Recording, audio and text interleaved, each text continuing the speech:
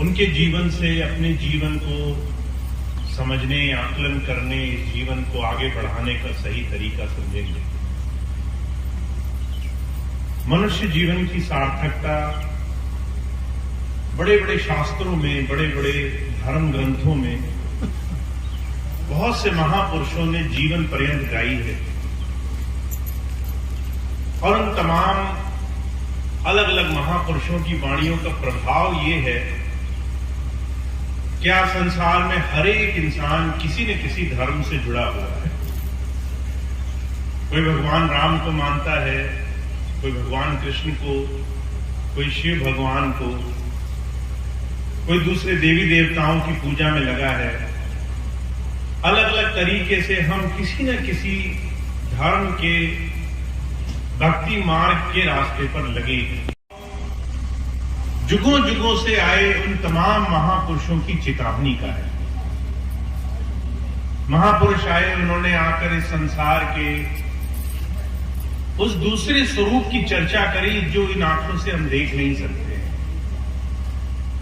इन आंखों से, शरीर से हमें संसार सिर्फ भोगने की, संसार सिर्फ कमाने की वस्तु लगती है। और आज आप देखें इस जगत में, संसार में बहुत बड़ा वर्ग समाज का ऐसा है, कुछ अपने भारत में, कुछ अपने भारत से बाहर विदेशी संस्कृति में, जिनकी मान्यता ये है कि संसार को भोगने के लिए हमें दिया गया है। मनुष्य के लिए सारे सामान बनाए हैं। अगर पशु पक्षी बने हैं तो वो इसलिए कि मनुष्य का आहार बन सके। अगर प्रकृति है तो इसलिए कि मनुष्य के लिए साधन तैयार हो सके। संसार की बड़ी बड़ी चीजें अगर बनी है तो इसलिए कि मनुष्य का भोग है वो।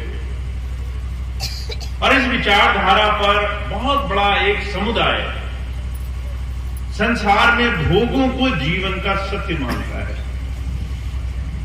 वही संत महापुरुष, अंतर उस प्रभु धारा को जानने वाले ऐसे सिद्ध पुरुष संसार में आए, धर्म की चर्चा करी, हमारे और आपके सामने जीवन में आत्मा के स्वरूप की, इस अंदर बैठी आत्मा की चर्चा हमारे सामने करी। जैसा कि हमारे स्वामी जी महाराज बताते हैं, जब उन्होंने वेदों का भाष्य किया, हमारे जीवन में हम शरीर रखते हैं, शरीर धारण करते हैं।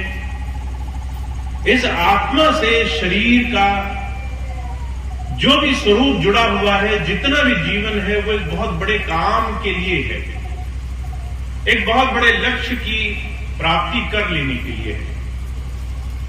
और वो ये कि हम अपने जीवन में इस कर्म जगत से, इस लेन देन के व्यवहार से, जन्मों जन्मांतरों के कर्जे से हमारा छुटकारा हो जाता है। कुछ ऐसे काम करते जिससे हमारा जन्मों जन्मों का कर्जा चुक जाता है। हमेशा के लिए वो कर्जा अगर चुक जाए तो मुक्ति की, तो मोक्ष की अवस्था बनती है।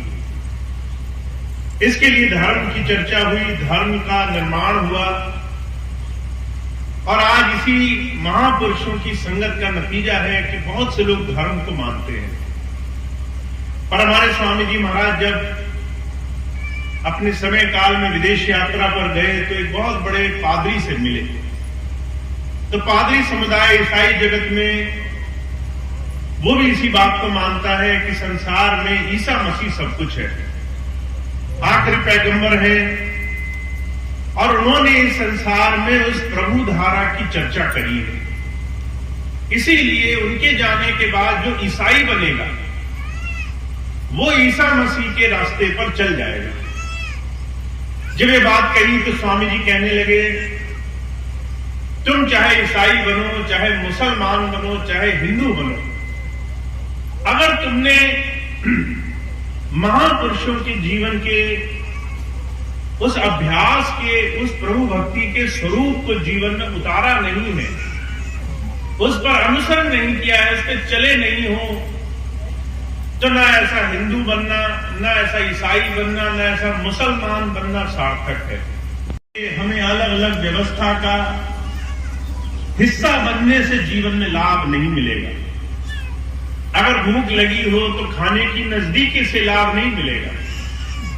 भोजन के जीवन में सही रूप से जीवन का हिस्सा बनने से, उसका आहार ग्रहण करने से लाभ मिलेगा।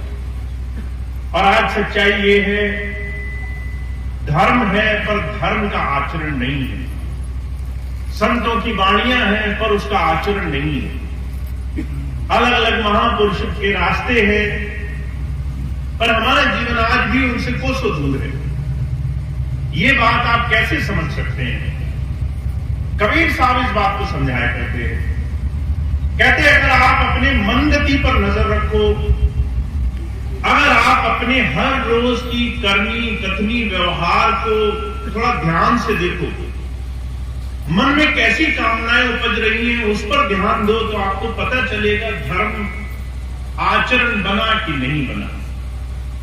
कबीर साहब कहते हैं, कामी क्रोधी लालची इनसे भक्ति न होए, भक्ति करे कोई शूरमा जाति वर्ण कुल हुए।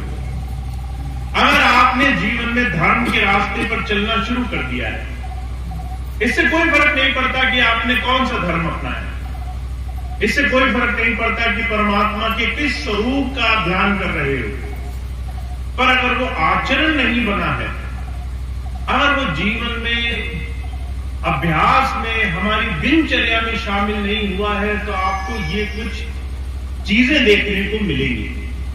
कहते काम नहीं जाएगा। काम क्या है? कहा काम काम हर कोई कहे, काम न जाने कोई, जेती मन की कामना काम भाग सोए। मन की कामनाएं ही काम है। अगर आप अपने जीवन पर देखो और लगे कि हर वक्त मन में इच्छाएं उपज रही हैं, दूसरे को देखकर कि उसके पास ज्यादा है, मेरे पास उससे ज्यादा होना चाहिए, या फिर संसार में बड़ी बड़ी इच्छाएं कि मेरे पास अभी पर्याप्त नहीं है, बड़ा घर होगा तो सुख होगा, बड़ी गाड़ी होगी तो सुख होगा, अच्छे कपड़े होंगे तो सुख होगा। कहते हैं, अगर आपका एक दूसरे को देखकर मन में ईर्ष्या उपज रही है, एक दूसरे को देखकर मन में प्रतिद्वंदिता कंपटीशन बना हुआ है कि दूसरे के पास ज्यादा क्यों है, अगर हर वक्त मन में इच्छाएं दौड़ लगा रहे हैं 24 घंटे, तो कहते हैं ये इस बात का जीता जागता उदाहरण है कि धर्म जीवन में आचरण में नहीं आया। कहते हैं धर्म का जीवन में आचरण, संतों महापुरुषों की बात का जीवन में आचरण मन की कामनाओं को, मन की इच्छाओं को, भोगों को शांत करने वाला होता है। कहने लगा ये तो झूठ बोल रहा है, 4 बच्चों का सिर्फ एक ही बोल रहा है। मन में उत्सुकता हुई, दूसरा सवाल पूछूं। फिर से दूसरा सवाल पूछा सेठ से। कहने लगे ये बताओ खेती कितनी है, तुम्हारे पास धन कितना है, पैसा कितना है। तो सेठ जी तो बहुत अरबों खरबों के मालिक थे। कहने लगे सिर्फ 5 लाख है मेरे पास।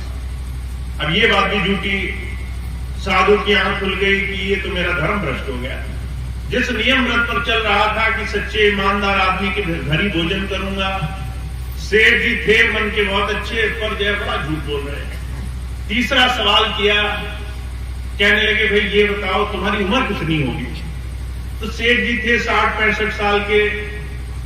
जब उन्होंने बोला मेरी उम्र सिर्फ 5 साल की है, तो साधु पर रहा नहीं गया। कहने लगा सरासर झूठ, ये तो खुली आंखों दिख रहा है तुम 5 साल के नहीं हो सकते। सेठ जी जितनी बात बोली उस पर साधु नाराज होकर जाने लगा। तो सेठ जी ने हाथ जोड़ करके विनती करी। कहने लगे महाराज मेरी भी एक बात सुन लो। कहने लगे मैंने सारा जीवन खूब संसार में कमाई करी, खूब पैसा कमाया, बच्चे 4, मैंने खूब पढ़ाया लिखाया, पर किसी ने मेरी बात नहीं मानी। मैंने उनसे कहा पैसा सब कुछ नहीं होता है, थोड़ा जीवन में परहित किया करो, दूसरों की अच्छाई किया करो, दूसरों के लिए भी कुछ दिया करो। किसी ने नहीं सुनी। एक लड़के ने, सबसे छोटे ने मेरी बात सुनी और मेरी बात पर आचरण करने लगा। धीरे धीरे सत्संग में जुड़ गया, धीरे धीरे अच्छे काम करने लगा। 4 में से मैं उसी एक को अपना लड़का मानता हूं। दूसरी बात कही, कहने लगे मैंने सारा जीवन हजारों लाखों करोड़ों रुपया कमाया, पर जब सुध आई कि जीवन में इस पैसे का कोई मोल नहीं है तो सब यही रह जाएगा, तो मैंने इसे परहित में खर्च करना शुरू किया। किसी की भलाई में, किसी की गरीबी में, जरूरत में, किसी को मैंने देखा उसको तकलीफ है तो मैंने उसको थोड़ा सा मदद करी। सिर्फ 5 लाख रुपए ही ऐसा है अभी तक जो मैंने किसी की भलाई में खर्च किया होगा। बाकी तो सब जमीन जायदाद सब इधर उधर पड़ा है, उसका कोई मोल नहीं, जैसे आया था वैसे चला जाएगा। तीसरी बात कही, कहने लगे महाराज जब तक मैं संसार में रहा खूब भोग किए पर मिला कुछ नहीं। आखिरी के 5 साल जब से सत्संग में लगा, जब से भक्ति भाव में लगा वही मेरा जीवन है, वही खाते में लिखा जाएगा, बाकी तो सारा संसार का है। तो जो कहा करते थे जब जब आपके जीवन में आप अपने जीवन से अभ्यास को, आचरण को जीवन में ला करके जीवन चलना शुरू करोगे तो जीवन में बदलाव आने लगेगा, आपका बाहरी जीवन बदल जाएगा।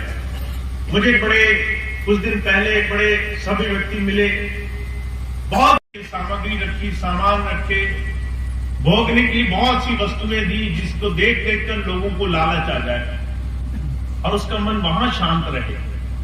उसके लिए वो भोजन और फीकी रोटी एक बराबर लगे, उसको दोनों के पीछे के सुख का एहसास हो जाए।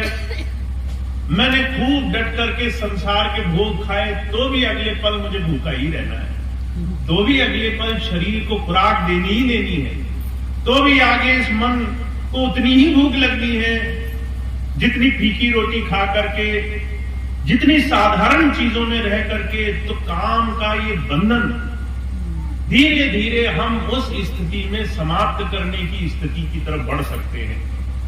पर कबीर साहब कह रहे हैं परख करनी जरूरी है। आज संसार में कोई परख नहीं करता है, लोग किसी भी जगह जुड़ जाते हैं, कहते हैं हम तो इस धर्म को मानते हैं, अपने आप को नहीं देखते कि उस धर्म को मानने से फर्क पड़ा कि नहीं पड़ा। हम डॉक्टर के पास गए, खूब बड़ा रोग लगा, दवाई लेने की चाह से डॉक्टर ने दवाई दी, दवा लेने मात्र से हमने सोचा कि हमारा उपचार हो गया। हमने अपने ऊपर नजर मारकर नहीं देखी कि दर्द कम हुआ, कष्ट कम हुआ, तकलीफ कम हुई कि नहीं हुई। महाराज जी कहा करते थे संसार में हम इस तरीके से किसी भी चीज की तुलना नहीं करते। डॉक्टर लाख कहे मैंने दवाई दी, आप परख करोगे फायदा हुआ या नहीं हुआ। अगर मुकदमा लगा है, वकील लाख कहे कि तुम्हारे मुकदमे का निस्तारण हो गया, आप परख करोगे मेरी समस्या दूर हुई कि नहीं हुई। घर गृहस्थी है, परिवार है, घर को आप कितना ही समझाओ प्यार से रहो, लोग कितने ही कहें हम तो प्यार से रहने लगे, आप उसकी परख करोगे। लड़ाई झगड़ा, एक दूसरे से बैर विरोध कम हुआ कि नहीं हुआ। हुजूर कहा करते थे दुनिया में हम हर एक चीज की परख करते हैं, हम सिर्फ अपने जीवन में धर्म की परख नहीं करते। और इसी कारण से हम धर्म के नाम से जुड़े रह गए, पर हमने संतों की बात का जीवन में लाभ नहीं कमाया। इसलिए गुरु गोविंद सिंह जी महाराज के पास एक बार बहुत सारे लोग गए जो उनके एक वचन पर युद्ध करने के लिए तैयार थे। जब गुरु गोविंद सिंह जी महाराज से पूछा गया महाराज इतने सारे लोगों में कितने शिष्य होंगे आपके, तो कहने लगे मुश्किल से 5 निकलेंगे। हजारों में उन्होंने कहा मुश्किल से 5 ऐसे होंगे जो मेरी बात का आचरण को अपने जीवन का आधार बनाते होंगे। जब संत आते हैं वो बार बार इस बात को दुनिया के सामने चेतावनी के रूप में समझाना चाहते हैं। हमारे जीवन में सारी चीजों के भौतिक इलाज है, धर्म का इलाज सिर्फ आध्यात्मिक है। उससे हमारे जीवन के आचरण में बदलाव आना, ये उसकी सबसे पहली परख है। इसलिए हुजूर कृपाल सिंह जी महाराज कहते थे धर्म न धर्म पुस्तकों में है, धर्म न धर्म स्थानों में है, धर्म आचरण की वस्तु है। आचरण करना ही धर्म है। जो किया, जो जीवन में आ गया, जो जीवन में बदलाव हम बनाकर गुरु की बात पर एक कदम आगे बढ़ गए, वो हमने एक कदम धर्म की बात का जीवन में पालना करी। हमारे स्वामी जी महाराज अक्सर एक मिसाल फरमाया करते थे। एक गांव में एक सेठ जी थे, उनके यहां एक बार एक साधु आए। साधु का एक नियम था कि ऐसे इंसान के घर में भोजन करूंगा जो ईमानदार होगा, सच बोलता होगा, जो है अपनी सच्ची कमाई से जीवन में गुजारा करता होगा। साधु ने नियम बना लिया, जिस गांव में जाते थे तो सबके लिए पहली सी हर एक चीज पूछ लिया करते थे। गांव में कौन आदमी है, कौन सच्चा है, ईमानदारी से जीता है। जब इस गांव में गए तो उन्होंने भी सारी चीजें पूछी। लोगों ने कहा ये सेठ जी हैं, पहले तो खूब व्यापार में लगे रहते थे, अब बड़ी ईमानदारी से जीवन जीते हैं, धर्म कर्म में धर्मार्थ में लगे रहते हैं। अब ये बात कही तो उन्होंने जो जो जानकारी लेनी थी साधु ने पूछ ली। कितने बच्चे, कितनी जमीन, कितनी जायदाद, जो जो था सब पूछ लिया। जब गए और जा करके उस साधु के यहां जमे, उनका भोजन किया। सेठ जी का जब भोजन कर लिया तो वो जो है उत्सुकता में 2-3 सवाल पूछ बैठे। कहने लगे, महाराज आप इतनी सेवा भाव से लगे हो, ये बताओ आपके बच्चे कितने हैं? अब 4 बच्चे थे सेठ के। सेठ कहने लगा, मेरा तो एक बच्चा है। किसी की खुशी में, किसी की भलाई में इसका कुछ उपयोग किया है।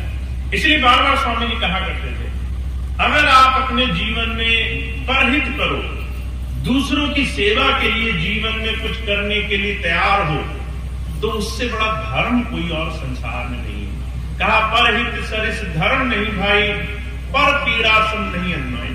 अगर आप दूसरे का दिल दुखा रहे हो, फिर चाहे घर में बैठकर धर्म पुस्तक का पाठ करो, वो कामयाब नहीं होगी।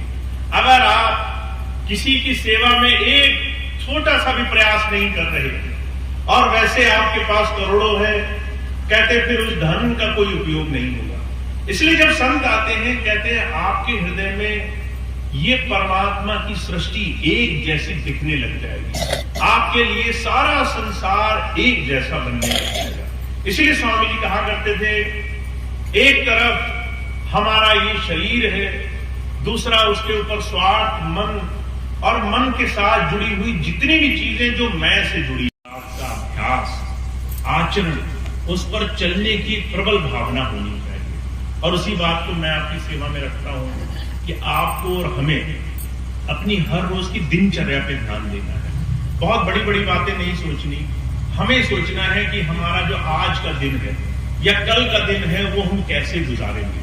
आप सुबह उठो, सुबह से लेकर शाम तक कोई भी कर्म करो, प्रयास ये करो कि जो मोटी मोटी चीजें हैं प्रवृत्ति की, उसको बदल लो।